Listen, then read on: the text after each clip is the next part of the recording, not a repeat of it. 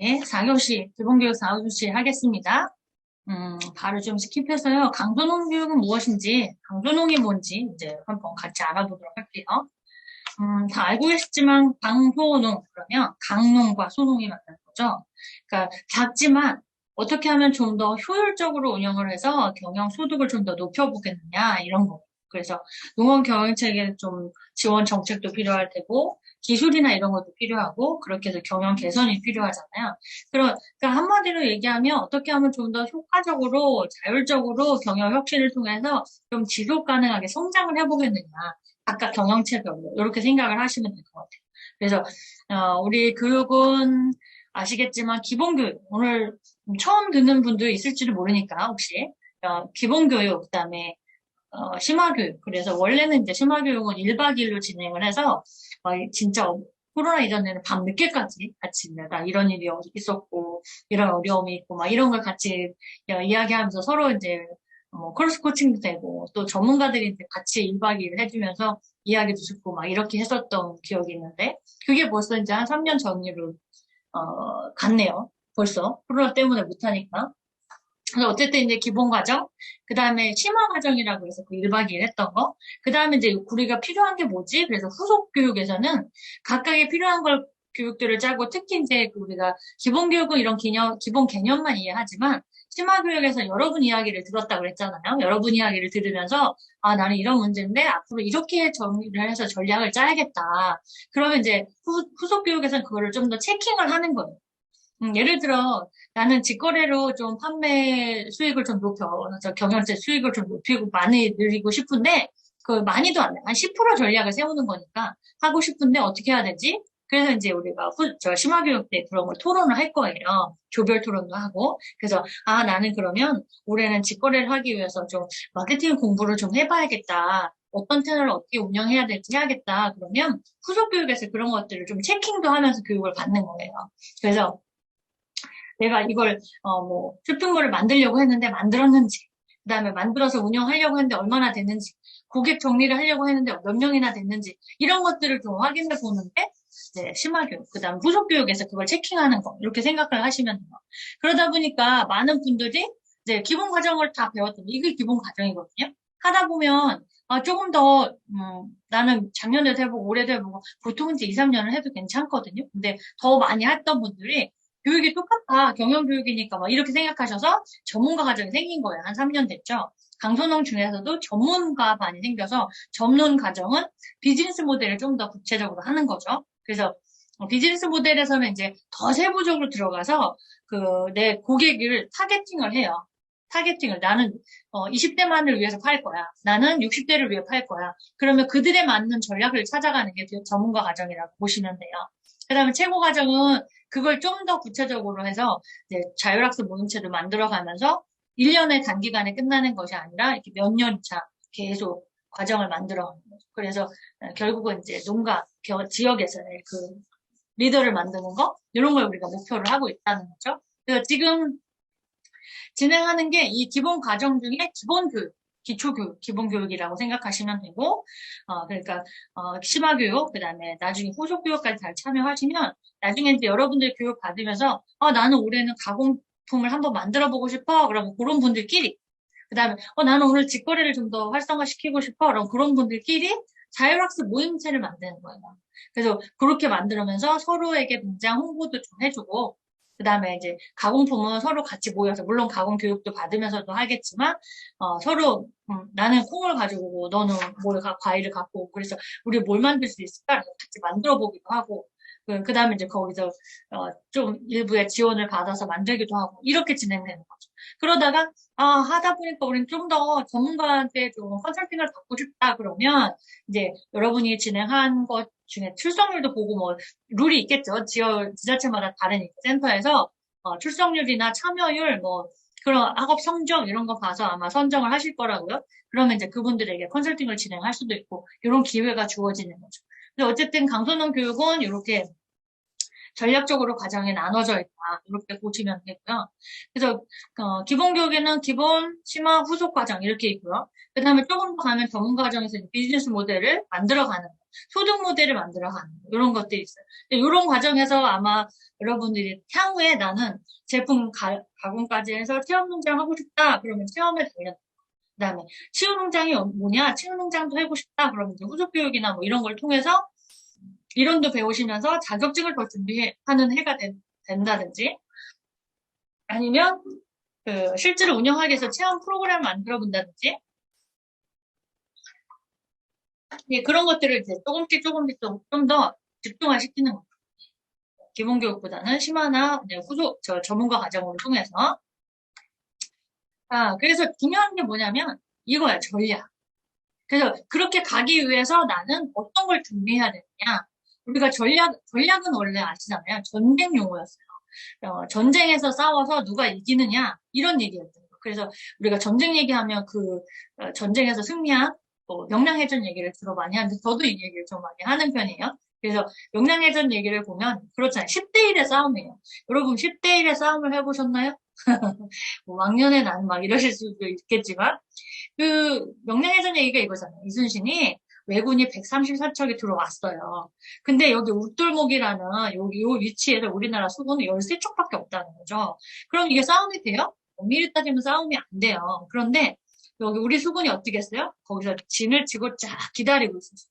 그러다가 이제 뭘 기다렸죠? 웃돌목이 물때가 변할 때. 그때를 기다렸다가 쳐들어가는 척 하니까 왜군이 들어오면서 이제 갑자기 아주 초월하게 이순신이 이제 전부 다 몰락시킬 수 있었다. 이런 거예요. 그래서 거기에서 얻는 교훈이 이제 우리가 10대 1의 싸움인데도 불구하고 이길 수 있는 이 교훈은 뭐냐. 그래서 이 얘기를 많이 하거든요. 제가요. 그래서 첫 번째 교훈. 일단 전략이 좋았다. 전략. 그러니까 이 전략이라는 걸 저는 이거를 전문성으로 봐요. 전문성. 왜냐하면 이순신 장군을 비롯하여 이 지역의 특성을 익숙하게 알지 못했으면 이 전쟁에 이길 수 없었겠죠. 왜 기다리지? 무조건 들어갈 수도 있었고요. 그랬다고 뭐 100점 100패였을 거라고요. 그래서 어쨌든 이 지역에 대한 특징을 잘 알고 있었기 때문에 이게 전략이 좋았다. 이거 저는 이제 전문성이 있어야 된다라고 보는 거죠. 그래서 여러분들도 이게 저는 뭐 이렇게 막 이겨야 돼, 꼭 성공을 해야 돼 이런 거에 대한 기준이 좀 다르다고 보기 때문에 좀 다를 수는 있지만 어쨌든 저는 그 전문성이라는 부분은 적어도 여러분이 하고 있는 장목에 대해서는 다른 사람보다 내가 더 많이 알아야 됩니다. 다른 사람보다 그 부분에 대해서 재배 쪽에 대해서는 나는 어쨌든 내가 전문가여야 되죠. 저는 이제 창업 전문가고 경영 전문가 그리고 기술 창업 쪽의 전문가거든요. 지금 나 박사도 그걸로 했으니까. 그러니까 여러분들이 창업을 한다 그럴 때는 사실 전 제일 중요하게 생각하는 건 그게 사업성이 있냐 없냐, 수익이 되겠냐 안 되겠냐 이걸 따지거든요. 저는 물론 이제 사회적 경제 쪽에는 좋은 일, 사회적인 미션을 달성할 수 있냐 없냐 이래요. 그러니까 취약계층에게 일자리를 골고루 줄 수 있냐, 거기서 나오는 환경을 지킬 수 있냐, 뭐 이런 것들이 사회적 미션이잖아요. 그 문제를 해결하는 소셜 미션이니까. 그런 것도 있지만 결국은 지속적으로 운영하게 하려면 소득이 받침이 돼야 된다고 저는 보거든요. 그래서 경영에서는 항상 소득 모델이 중요한 거예요. 그래서 비즈니스는 소득이 중요하기 때문에 그러면 여기 전문성이라는 건 내가 어느 부분에 대해서 이 재배 쪽에 정말 전문성을 갖고 있는지 여러분 판매하는 쪽에 전문성 갖고 어떤 부분에 전문성을 갖고 있느냐가 일단 승리할 수 있는 전쟁에서라면 승리할 수 있는 포인트죠. 그래서 그 전문성 여러분은 어떤 걸 갖고 계신지 궁금해요. 다음 쯤학용 때 꼭 알려주세요. 자, 두 번째 막강한 전투력. 전투력은요, 이 힘을 가지고 있어요. 힘. 그죠? 미리 판옥선에서 막고 난 전투력을 가지고 있었다. 이 군원수군이 뭐 이런 얘기를 많이 하는데 결국은 농업으로 비유하자면 뭐예요? 건강해야 돼. 힘이 있어야 돼. 그래서 심지어 이런 말도 하죠. 귀농하신 분들이 딸기 농사를 어떻게 하면 잘 줄 수 있어? 막 이랬더니 어떤 분이 그랬더니 그냥 힘만 세면 이랬대요.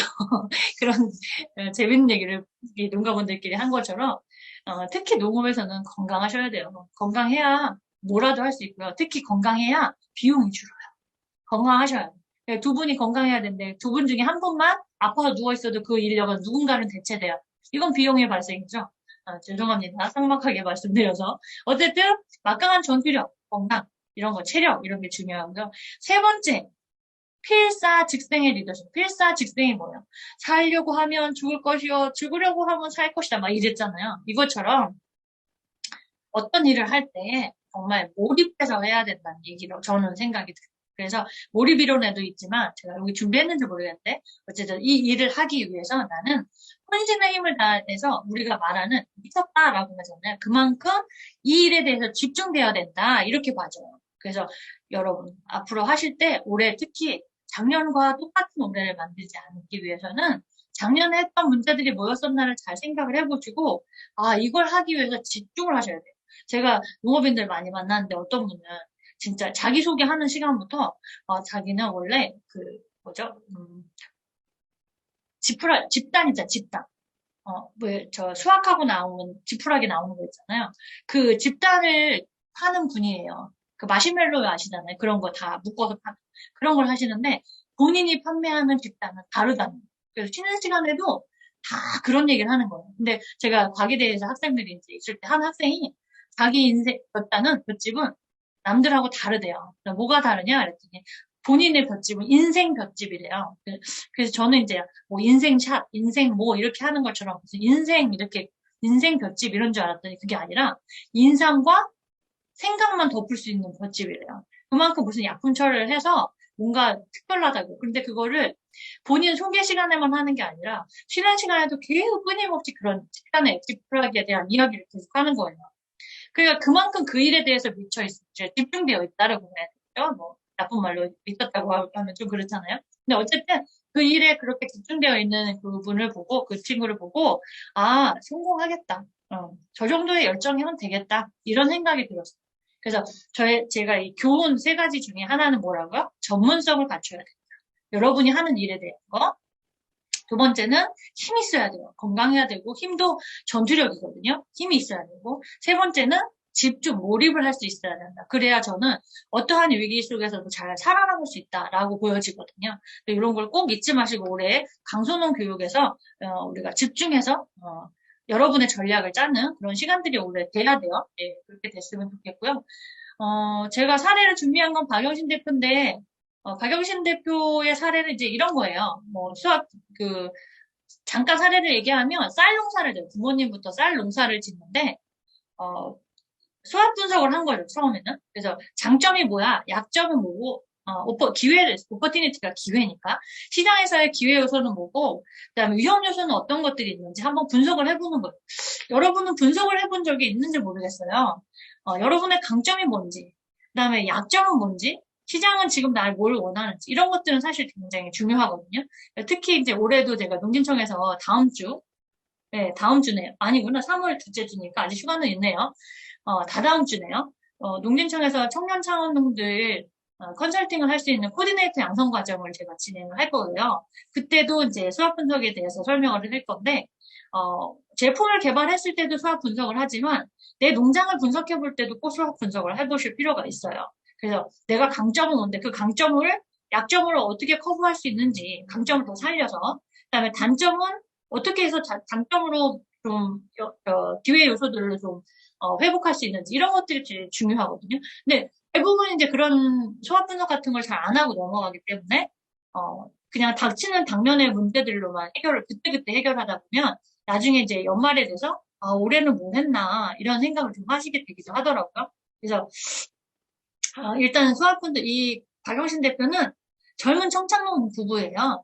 그래서 아들이 둘 있는데, 부모님이 음성에서 쌀농사를 많이 지세요. 그래서, 제가 음성에 수제 맥주 하시는 분하고 이분하고 컨설팅을 진행했었는데, 어쨌든 농사를 많이 져요. 근데 가보니까 막 여기저기 조금 흩어져 있더라고요, 그분들이. 그래서 그런 거 어쨌든 쌀 농사를 짓는다는 거. 그다음 부모님이, 농업을 하고 있다는 거. 이런 것들이 좀 강점에 강한, 스트롱. 그 다음에 음성군의 청창농으로 선정이 됐어요. 그러니까 그런 부분에서, 이제, 물론 정부의 지원도 조금 도움이 되지만, 같이 협업이 돼서 청년들 그런 강점을 가지고 있고 또 약점은 뭐예요? 고향이긴 해도 농사를 해본 경험이 없어. 더군다나 이 박영신 대표는 부인이니까 경영은 더더군다나 해본 적도 없고 마케팅을 어떻게 해야 되나 이런 것도 몰라요. 근데 아이들 둘 키우고 있어요. 그래서 아이들하고 있어야 되기 때문에 애들하고의 시간을 많이 보내줘야 되니까 내 일을 할 수 있는 시간이 많지는 않았어요. 근데 다행히 이번에 이제 부모님하고 같이 살면서 아이들을 키우면서 요리, 그러니까 빵 만드는 이게 강점에서 나온 것처럼 아이들에게 다양한 베이킹을 경험하게 해주면서 이왕이면 공부도 하자 자격증도 땄어요. 그래서 유치원에서 그 베이킹 수업을 할 정도의 실력을 갖추고 있고 지금 뭐 출강을 갈 정도니까 그래서 이제 쌀을 농사 짓고 있다는 거, 그다음에 아들이 아버지를 도와서 하고 있다는 거, 그다음에 아이들 둘을 키우면서 베이킹 자격증까지 땄다는 이런 건 강점이고 약점은 경영을 해본 적 없고 실제로 자기가 해본 적은 없어요. 그리고 그다음에 시장에서의 기회는 부모님이 도움을 줘요. 부모님이 나가서 일을 해라. 내가 아들 둘을 볼게. 막 이렇게 도움도 주고 더군다나 이제 청년들이라면 그 사업을 할 때 지원 사업들이 많이 있어서 저랑 컨설팅 할 때도 사업을 받았거든요. 그렇게 해서 어쨌든 정부의 지원 사업들이 많이 있고요. 더군다나 쌀 소비 시장에 갈수록 소비가 위축했잖아요. 그래서 쌀을 가지고 다른 베이킹 쪽으로 하는 것들을 지원하는 사업들이 많이 생겼죠. 그래서 쌀을 가지고 이제 가공도 하고 체험도 하고 이런 것들이 가능해졌고 그다음에 젊은 청창농이기 때문에 앞으로의 기회들이 좀 많고 근데 위험 요소는 뭐가 있냐면 단기적으로 장기적으로 단기적으로 다 시간이 많이 필요하고 자금이 많이 들어요. 이런 것들이 굉장히 어려운데 다행히 이분이 갖고 있는 건물이라고 해야 되나? 이렇게 조립식으로 된 건물이 하나 있어요. 근데 거기다가 이제 이분이 처음 컨설팅할 첫날 뭐라 그랬냐면 제가 그게 하나 있는데 거기다 하는 게 좋을까요? 베이킹 사업 먼저 하려고 그랬거든요. 그거 좋을까요? 아니면 상가에 다시 임대를 받아서 할까요? 저는 100%내 거에다 해서 마케팅만 잘하면 된다. 이런 주의이기 때문에 지금은 아시겠지만 산골 오지에 있어도 사람들이 줄을 서게 하죠. 예를 들어 여러분 멀어서 못 가시겠지만 그 가평 남양주 있는 데 가면 비루게라는 곳이 있어요. 카페인데 산꼭대기거든요. 사람들 내려오면 하나가 올라갈 정도로 그 어려운 곳인데도 거기가 이제 굉장히 사람들이 많이 가요. 주차장만 1,800평인데 주차할 데가 없어요. 요즘은 뭐 논 한가운데도 카페가 들어서면 되죠. 네. 컨셉만 잘 잡고 인스타에 홍보만 잘 되면 거기는 사람들이 줄을 섭니다. 그러니까 다시 말해서 뭐냐면 지금은 예전 같으면 창업을 한다면 시장조사 때 유동인구가 뭐냐 막 이런 걸 조사했죠. 지금은 그런 시기가 아니에요. 태그, 컨셉이 뭐냐, 컨셉을 뭘로 갖냐, 어떤 메뉴가 있냐, 차별화, 커피가 맛있거나 필 수 있는 공간이 좋거나 뭐 어떤 컨셉이 뭐냐가 제일 중요한 거죠. 그래서 그런 걸 잘 찾으면 위치가 중요한 때가 아니라는 그거는 우리의 이건 강점일 수 있어요. 그래서 그런 시장에서의 위험 요소들을 어떻게 하면 강점으로 승화할 수 있냐 이런 거예요. 자, 그래서 이 가지고 있는 건물이 이렇게요. 조립식으로 이렇게 된 거라서 이제 우리가 앞으로 어떻게 갈까? 그래서 비즈니스 모델 캔버스를 이렇게 실제로 작성을 하면서 하나하나씩 한번 비교를 해본 거예요. 타겟 고객은 누구지? 막 이렇게 비교해가면서 크게 이렇게 정리를 했어요. 세 가지 사업을 하자. 중장기로. 하나는 당장 하고 있는 베이킹 사업이 제일 먼저예요. 이게 사연이 있어요. 왜 그러냐면 이 사업을 먼저 하고 있는데 갑자기 작년에 이 사업이 선정이 된 거예요. 그래서 이걸 반납했어요. 그래서 이거 먼저 하게 됐어요. 이 방앗간 사업은 뭐냐면, 이거부터 설명드릴게요. 쌀 베이킹 사업은 아까 봤던 여기 건물에다가 쌀 베이킹을 하는 거예요. 그래서 실제로 만드는 걸 보여주고 아이들이 지나가면서 직접 만들게 셀프로 해볼 수 있는 곳이에요. 그리고 행걸 판매도 하고 이렇게 일차적으로 사업을 하자. 그 다음에 두 번째가 이제 그 시댁 바로 건너편에 그게 사실 매매로 나와서 그 공장인데 그거를 다행이다. 쌀 방앗간 사업을 유치하려고 했던 건데 그게 덜컥 먼저 된 거죠. 그 다음에 한국에 이제 제가 땅까지 같이 막 가지고 그랬는데 고추밭이 언덕 위에 있어서 고추밭에 올라가면 밑에 마을까지 슉 내려다 보이거든요. 그래서 그쪽에는 이제 농가 카페를 만들어서 여기서 만든 것들을 모두 다 판매도 하고 네, 쉴 수 있는 공간도 소나무들도 있기 때문에 공간도 만들고 이렇게 사업을 가자라고 해서 이렇게 1차, 2차, 3차의 중장기적인 사업 전략을 이렇게 만들게 된 거예요.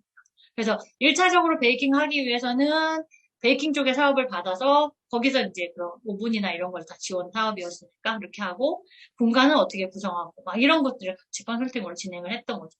그러니까 중요한 건 뭐예요? 내가 이거 할 수 있을까 없을까가 아니라 내가 잘하는 게 뭐고 그래도 부족한 약점이 뭐고 시장에서의 기회는 어떤 게 있지?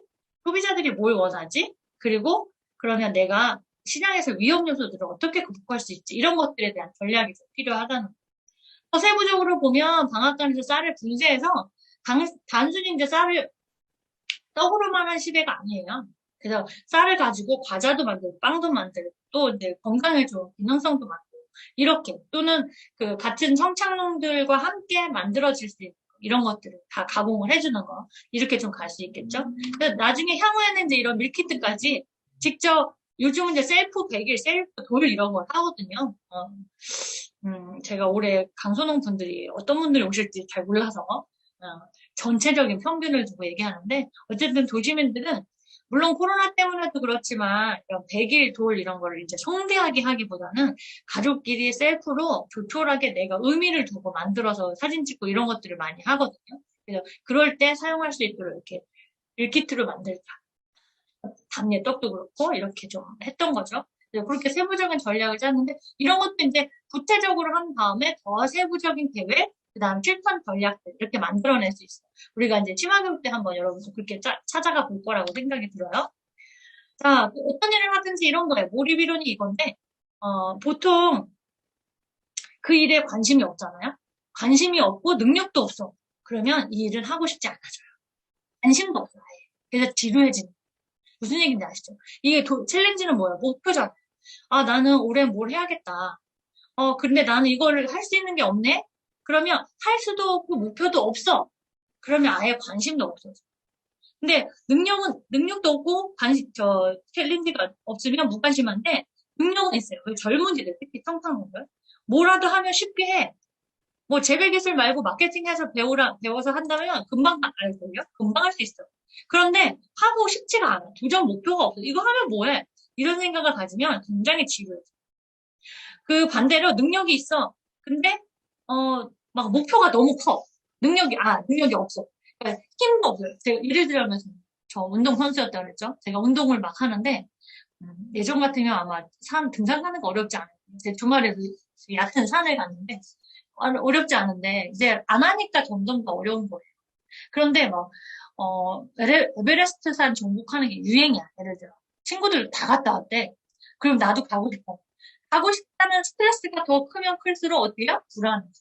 그럼 잘못하면 암 걸려. 그쵸? 그래서 이런 능력이라는 것은 내 목표도 높아야 되지만 뭘 해야겠다라고 해서 적정한 높이가 필요하지만 그 다음에 기술도 필요하다는 거예요.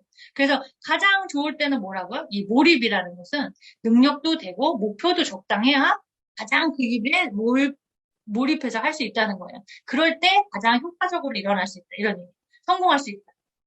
극단적으로 말하잖아요. 극단적으로. 그래서 여러분의 목표가 어떤 건지 구체적으로 한번 만들어 보자는 거예요. 그게 강소농 전략이에요. 지금까지 이제 전략에 대한 얘기였어요. 목표를 있는 사람과 없는 사람의 차이는 이렇대요. 30년 후에 다르대요. 네. 더 재산을 많이 모았대요. 목표를 가지고 구체적으로 한 사람이. 여러분 등산도 해보셨죠? 정상이 어딘지 모르고 가면 굉장히 힘들죠? 그런데 한번 등산을 해보면, 여기까지 가면 한 몇 킬로니까 쉬어. 그리고 다음에 목표를 가면 쉬어. 이렇게 뭔가 조금씩 갈 수 있는 피드백을 만들어 놓고 하면 도달하게 됐어요. 그렇게 어렵지 않아요. 그래서 목표가 중요한 거라고 저는 생각해요. 제가 사례를 많이 준비를 했지만, 이 목표는 결국 이렇게 준비를 하는데, 요거는 세부적으로 또 심화교육 할 때 또 들려드릴게요. 자, 이제 우리 강선홍에서 필수 알아줘야 될 거 뭐냐면 비품고가역. 이거 아시는 분 계시죠? 많이 들어보셨을 거예요. 강선홍 교육 받으셨다면. 뭘까요? 비용을 절감할 수 있는 전략은 뭐냐? 품질을 높일 수 있는 방법은 뭐냐? 고객을 확대할 수 있는 전략은 뭐냐? 가치를 높일 수 있는 전략은 뭐냐? 역량 강화는 어떤 것들이 필요하냐? 그래서 강선홍에서는 꼭 얘기하는 게 바로 이런 비품고가역. 그 전략이라는 것은 그런 거예요. 차별화죠, 차별화. 사람들이 안 갖고 있는 나만의 차별화는 뭐가 있지? 이걸 생각해 보시라는 거예요. 어떤 얘기냐면 품질이 다른 사람보다 뭔가 월등한지 또는 포장이 남다른지 또는 안전한지 뭐 인증을 받았냐 안 받았냐 이런 것들은 남들하고 차별화가 되겠죠. 또는 유통이 남다른 주문하면 바로바로 보내는데 나는 어디죠? 산청의 올바나나처럼 나는 일주일에 한 번밖에 배송을 안 해. 그 학생이 저 학생이었거든요. 경남 가기대. 근데 바나나 할 때도 고민을 했었는데 네, 바나나를 하고 나서도 지금도 매주 화요일만 배송을 한대요. 전략적으로.